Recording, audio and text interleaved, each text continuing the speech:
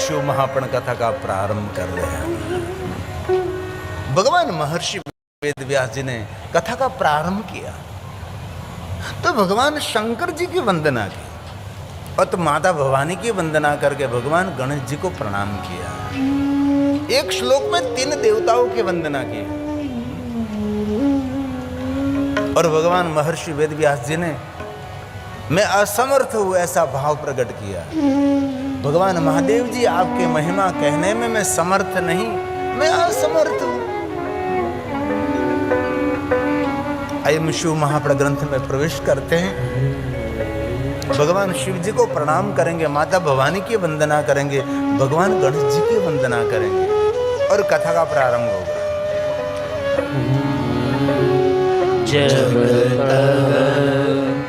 पितरं शंभो, जो भगवान जगत के पिता हैं और जगत पिता का किसी को सम्मान मिला है तो भगवान महादेव को मिला है, सबको नहीं मिला। पूरे विश्व का पिता, पूरे जगत का पिता ये भगवान शिव हैं, ये भगवान महादेव हैं।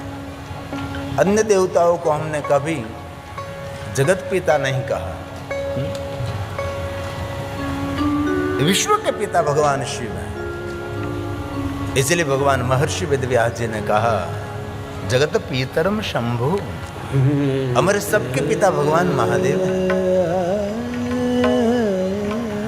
शंभु, स्वयंभु, विभु, प्रभु, ये भगवान महादेव के सभी नाम हैं जो स्वयंभु हैं। भगवान शिव के माता पिता कोई नहीं है। भगवान स्वयं शिव जगत के पिता हैं, जगत के रचयिता हैं, जगत के स्थापक हैं, जिनकी प्रकृति मात्र से जगत का सर्जन हुआ है, वो भगवान शिव हैं, ये भगवान महादेव हैं। इसलिए भगवान महर्षि वेद व्यास जी ने कहा आप हमारे सबके पिता हैं। हमारे शरीर के पिता तो बदलते रहे हैं जन्म जन्म पर, कितने ही पिता को छोड़कर हम आए हम सभी को पता नहीं, लेकिन हमारे स्वयं का, हमारे जीवात्मा का पिता तो भगवान शिव है, क्योंकि जीव का उद्गम स्थान ही भगवान शिव है। शिव और जीव में क्या फर्क हम मानते हैं? जो माया को आश्रित हो गया वो जीव है, माया जिनको आश्रित है वो भगवान शिव है। वो माया से प्रभावित नहीं है, हम लोग सभी माया से प्रभावित हैं, इसलिए हम सबको जीव कहा गया है। माया से परे हो जाते हैं तो यही शिव है, और क्या शिव। इसलिए भगवान महर्षि वेद व्यास जी ने भगवान शिव जी की वंदना की है। ये कथा के प्रारंभ में वंदना है, जो कि कथा प्रारंभ करने से पहले भगवान महर्षि वेद व्यास जी भगवान शिव जी की वंदना करते हैं, महादेव को प्रणाम करते हैं, जगत पिता कहकर प्रणाम करते हैं। हमने तो बहुत बार कहा है कि महादेव का जो आराधन करते हैं ना, उसके परिवार में कोई पितृ पीड़ा नहीं रहती, क्योंकि हमारा पहला पितृ तो भगवान शिव है, पितरम। उनका आराधन करते सभी पितृ तृप्त रहते हैं। जिनके जीवन में परिवार में पितृ अतृप्त किसके रहते हैं? जो महादेव के पूजन अर्चन और महादेव के भजन से वंचित हैं, वो पितृ अतृप्त रहते हैं। जिनके परिवार में महादेव का भजन हो रहा है उनके तो पितृ सभी तृप्त रहते हैं। हमारे आचार्यों ने पितृ तृप्ति के लिए बहुत सारे मार्गदर्शन किए। कोई तीर्थ में जाकर विशेष प्रकार से पितृ तर्पण करें, कोई प्रयाग में जाकर पितृ तर्पण करें और बहुत सारे यज्ञ करें, तर्पण विधि करें। ऐसा न हो सके तो पीपल वृक्ष को जल अर्पण करे, पितृ तृप्त रहता है। वट वृक्ष को जल अर्पण करे, पितृ तृप्त रहते हैं। बिल्व वृक्ष को जल अर्पण करते तो पितृ तृप्त रहते हैं। ऐसी बात आचार्यों ने कही है। हम तुलसी को रोज जल अर्पण करते हैं, क्यों? पितृ तृप्त रहता है। और जिनके पितृ तृप्त रहते हैं उनके घर में सभी प्रकार की तृप्ति रहती है। और महादेव को जो जलाभिषेक करते हैं उनके पितृ तृप्त रहते हैं। और हमारी पूजा पाठ में जल प्रधान है, जल के बिना हमारी कोई पूजा नहीं रहती। और जल हमारा जीवन है, जल से हमारी सृष्टि है, जल से हमारा जीवन निर्भर है। अब तो यहाँ माता नर्मदा की कृपा के आसपास रहते, इसलिए आपको पता नहीं जल संकट क्या हो सा। हम सब गुजराती और हम सब सौराष्ट्रवासी कच्छ प्रांत को पता लगता है कि जल संकट कितना भयानक है। जल संग्रह करना ही मनुष्य के मस्तक का कर्तव्य, इसलिए शंकर जी ने अपने जटा में माता गंगा को स्थान दिया है। जटा में गंगा जी को क्यों स्थान दिया? क्योंकि जल संग्रह करना, जल का आदर करना हर मनुष्य के मस्तक का कर्तव्य है। इसलिए स्वयं शिव जी ने अपने मस्तक पर जल को धारण किया है। सामान्य जल ने गंगा जल को धारण किया है। यहां भगवान महर्षि वेद व्यास जी ने भगवान शिव जी को जगत पिता कहा और प्रणाम किया। एक श्लोक में 3 देवताओं की वंदना है। भाव से सुनिए, आदर के साथ श्रवण करिए। जगतः पितरं शंभो जगतो मातरं शिवा तत्पुत्रश्च गणाधीशम्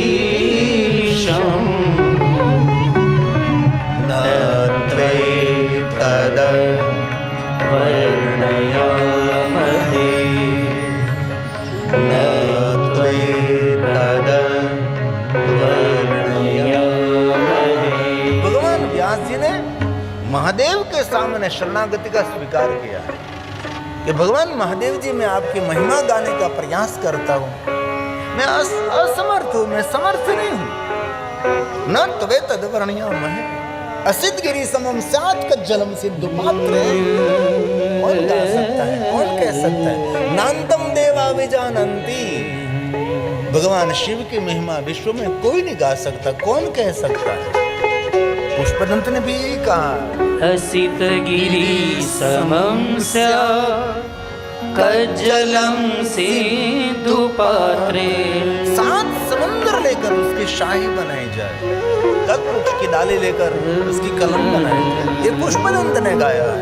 असित गिरी समं स्यात् कज्जलं सिद्धु पात्रे सुरतरुवर शाखा लेखनी पत्रमूले लिखति यदि गृहीत्वा शारदा सर्वकालो तदपि तव गुणानामीशपारं नयाति तदपि तव गुणानामीशपारं नयाति।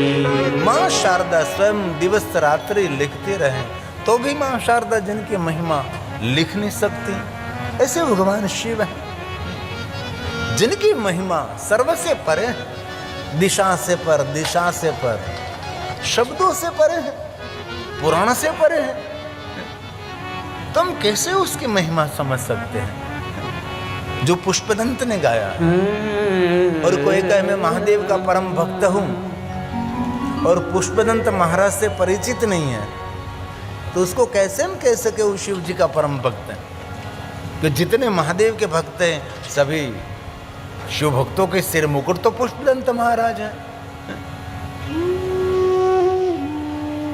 थोड़े श्लोकों में पूर्ण शिव महापण जिन्होंने गा लिया, ये पुष्पदंत है। उसने शरणागति का स्वीकार किया। भगवान, मैं कैसे आपकी महिमा गा सकता हूँ? महिम्नः पारन्ते दिशा से पर, देश से पर, काल से पर, बुद्धि से पर, शब्दों से पर है। जो वस्तु शब्दों के साथ है तो शब्दों का आधार लेकर उसको समझ सकते हैं। कोई दिशा में तो दिशा, ये दिशा में जाने से इस महिमा को समझ सकते हैं हम। कोई पुराण आधारित है तो पुराण को आधार लेकर हम समझ सकते हैं, लेकिन सभी से पर है। हम कैसे समझे, हम कैसे समझावें? और देव और महादेव के स्तोत्र में थोड़ा सा भेद बताया है, ध्यान दीजिए। कोई भी देवता का स्तोत्र आप बोलो, ये देव स्तोत्र का अर्थ आपके समझ में हो तो आपको पुण्य मिलेगा, आपका मंगल होगा। लेकिन महादेव के स्तोत्र के लिए ऐसा कुछ भी नहीं कहा। महादेव का स्तोत्र आप बोल रहे हैं, उनका अर्थ आपके समझ में नहीं है तो भी वो मंगल करने वाला है, वो कल्याण करने वाला है। और जो बोल रहा है उनका तो मंगल हो रहा है, श्रवण कर रहे हैं उनका भी मंगल, और जो बोल रहा है और कह रहा है और श्रवण कर रहा है उनका भी मंगल, उनके परिवारजनों का मंगल होता है। ये शिव जी की विशेषता है, ये महादेव की श्रेष्ठता है। इसलिए पुष्पदंत ने गाया है, महीनः पारन्ते परम विदुषो यद्यशदृशी स्तुतिर्ब्रह्मादीना मवितवसन्ना स्थैर्यः अथावास्यः सर्वः स्वमतिपरिणामावधिगुणः ममापेशस्तोत्रे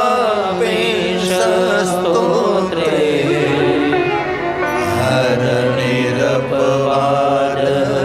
परिकरः हरनिरपवाद परिकरः। हर निरपवाद है। कोई भी मनुष्य कोई भी शब्दों के द्वारा महादेव की महिमा जो गा रहा है, ये निरपवाद है, ये वंदनीय है, निंदनीय नहीं है। ये हर निरपवाद है। ब्रह्मादिक देवता भी आपके महिमा पूर्ण संपूर्ण नहीं कह सके तो पुष्पदंत ने कहा मैं कैसे कह सकता हूं? मेरा मंगल और मेरा शुभ करने के लिए मैं आपकी महिमा गा रहा हूं। निरपवाद है और कमर कस के आपके महिमा गा रहा हूं। ऐसा नहीं महादेव जी की मेरी बुद्धि कहाँ और भटक रही है और मैं आपकी महिमा गा रहा हूं। मेरा चित्त, मेरा मन आपको समर्पित करके महादेव में आपकी महिमा गा रहा हूं। लेकिन निरपवाद है, हर निरपवाद परिकरः। कोई भी मनुष्य कोई भी तरीके से महादेव की उपासना करता है वो वंदनीय है, वो प्रणम्य है। पर बहुत लोग कहते हैं कि महादेव जी बहुत भोले हैं, गलत बात है। जिनकी भ्रुकुटी मात्र से जगत का सर्जन हो सकता है वो स्वयं भोला कैसे हो सकता है? बहुत लोग कहते हैं महादेव जी तो बहुत भोले हैं, कभी हो नहीं सकता। भोला व्यक्ति अपने जीवन का निर्वाह नहीं कर सकता, वो तो पूरे विश्व का संचालक, पूरे विश्व का देवता है, वो कैसे भोला हो सकता है? लेकिन हम लोगों ने इस बात को समझने में बहुत बार गलती की। हम शंकर जी को भोलेनाथ समझने लगे। महादेव भोलेनाथ नहीं है, इस दुनिया में भले और भोले लोग हैं, उनका भगवान है। इसलिए महादेव को हम भोलेनाथ कहते हैं, भोले लोगों का नाथ है। न जानामि योगम जपम नैव पूजा न तो हम सदा सर्वदा शंभो तुभ्यम, उनका ईश्वर है। न जानो पूजा वंदन ना पूजा की रीत, उनका भगवान है। सखीरी मैं तो प्रेम दीवानी मेरो दर्द न जाने कौन, उनका ईश्वर है। जो समर्पित है, जिनके जीवन में बलमंचा है, भला भी है और भोला भी है, जिनको मंत्र पुष्प अर्चन कुछ भी पता नहीं, उनका भगवान है। ये महादेव है। स्वयं शंकर जी बोला नहीं, भोले लोगों का ईश्वर है, इसलिए भोलेनाथ कहते हैं, भोले लोगों का नाथ। जो बलमंचा में अपना जीवन सुंदर बिता रहे हैं उनका भगवान, इसीलिए भोलेनाथ कहते हैं प्रजानाथं नाथ महादेव प्रसभमभिकं स्वां हे दुहितरम् महादेव, हे महादेव, हे महादेव। प्रजानाथं नाथ प्रसभमभिकं विश्वपति, स्वां विश्वनाथ, विश्व दुहितरं का रचयिता, गतं विश्व का प्रारंभ है, विश्व का मध्य है, विश्व का अंत है, विश्व में अनंत भगवान शिव है। शिव से ऊपरी कौन है? धनुष्पाणिर्यातं दिव्यमपि सपात्रकृतममं त्रसन्तं तेऽद्यापि त्यजति न मंत्रहीनं, क्रियाहीनं, भक्तिहीनं, सुरेश्वर। प्रजानाथं हे महादेव, हे महादेव, हे महादेव। सभी पंथों से पार है। नहीं कोई पुराण के पंथ में, नहीं कोई विद्वता के पंथ में, नहीं कोई तप साधना योग साधना के पंथ में, नहीं कोई वाणी के पंथ में, नहीं कोई शब्दों के पंथ में। पंथ मतलब रास्ता, मार्ग, पगडंडी, सभी पंथों से पर है। पंथ का दूसरा अर्थ है संप्रदाय। हम वैष्णव पंथी में, शिव पंथी में, शक्त पंथी, सभी पंथों से परे भगवान शिव हैं, जो अतीत हैं, जिनका कोई अंत नहीं है, जिनके जीवन में कोई भूतकाल ही नहीं है, जहाँ कोई वर्तमान नहीं, जहाँ कोई भविष्य नहीं, जहाँ निरंतरता है, वो शिव है। इसलिए पुष्पदंत ने कहा अतीत पंथानां सभी पंथों से पर है शिव। अतीत शब्द का अर्थ भूतकाल नहीं है। बहुत लोग बातें करते हैं किसी का अतीत याद नहीं कराना चाहिए। अतीत मतलब भूतकाल समझते हैं आप? अतीत का अर्थ भूतकाल नहीं है। अतीत का अर्थ है भूतकाल का भी भूतकाल। और सृष्टि का सर्जन हुआ उनने पहले से समय, उसको अतीत कहा जाता है। जहां से समय का प्रारंभ हुआ है उसको अतीत कहा जाता है। अतीत मतलब कोई भूतकाल नहीं है। मनुष्य जाति का कोई अतीत नहीं होता, उसका भूतकाल होता है। अतीत भगवान शिव के लिए शब्द का प्रयोग किया गया है। इतना भारी शब्द है। हमारे 10 नाम जो गिरिपुरी भारती, उनको भी अतीत बाबा जी कहा जाता है, अतीत साधु कहा जाता है। अतीत परंपरा है। इसलिए पुष्पदंत ने कहा भगवान अतीत पंथानम, सभी पंथों से परे है महादेव। अतीत पंथानां तव च महिमा वांग मनसयो। मानव माने से परे है भगवान।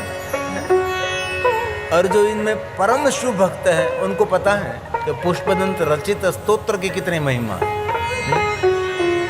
शिव जी की पूजा के लिए अलग अलग मंत्र स्तोत्र मुखपाठ नहीं है। ये पुष्पदंत रचित स्तोत्र का पाठ करके भगवान शिव का पूजन कर सकते हैं। और शिव महाबड़ ग्रंथ में महादेव की जितनी महिमा, सभी महिमा पुष्पदंत ने गाई है। जिनको कंठ से उनको 20 मिनट लगती है, मुखपाठ है तो 20 मिनट लगेगी। जिनको कंठस्थ नहीं उनको बहुत लंबा समय लग जाएगा। लेकिन जो कोई स्तोत्र का पाठ करते हैं उनमें महादेव जितना सामर्थ्य मिलने लगता है। ये स्तोत्र की महिमा है। इसलिए महादेव के भक्तों के लिए श्रेष्ठ स्तोत्र है ये पुष्पदंत रचित स्तोत्र, महिमा स्तोत्र है। अतीत पंथानां तव च महिमा वांग मनसयो। रतद्व्यावृत्यायं चकितमभिदत्ते श्रुतिरपि सकस्य स्तोतव्यः कतिविध गुणः कस्य विषय। परे त्वर्वाचीने पतति न मनः कस्य न वचः। पतति न मनः कस्य न वचः। विश्व में भूत और भविष्य में कोई भी भगवान महादेव की महिमा पूर्ण संपूर्ण नहीं कह सके। पुष्पदंत ने कहा कि महादेव जी आपकी महिमा तो मधु समान है, मधुस्फीता। नहीं नहीं, औषधि में श्रेष्ठ मध है, शहद है। नहीं नहीं, उनसे भी महान है, अमृत समान है। नहीं नहीं भगवान, आपकी महिमा अमृत के बराबर ही नहीं। नहीं, अमृत जो पीता है वही अमर हो सकता है, लेकिन आपके कथामृत का पान करते भगवान महादेव जी वो तो आप तक पहुंचते हैं निर्मितवतः। दुनिया में कोई ऐसा कोई आपने कुछ भी वस्तु सर्जन नहीं की उसकी उपमा में दे सकूं। इस स्तोत्र का पाठ कभी करना चाहिए। महादेव के भक्तों के लिए सबसे बड़ा आशीर्वाद रूप स्तोत्र है जो पुष्पदंत ने भगवान महादेव के लिए गाया है। पुष्पदंत कौन है? एक गांधर्व है, गांधर्वों में श्रेष्ठ है, जो सुंदर सुंदर पुष्पों के द्वारा भगवान महादेव का श्रृंगार करता था, इसलिए उसको पुष्पदंत कहा गया। उनकी सुंदर रचना है, संपूर्ण पूर्ण महादेव की भक्ति का सुंदर उनमें भाव प्रकट किया है। ये पुष्पदंत रचित स्तोत्र है।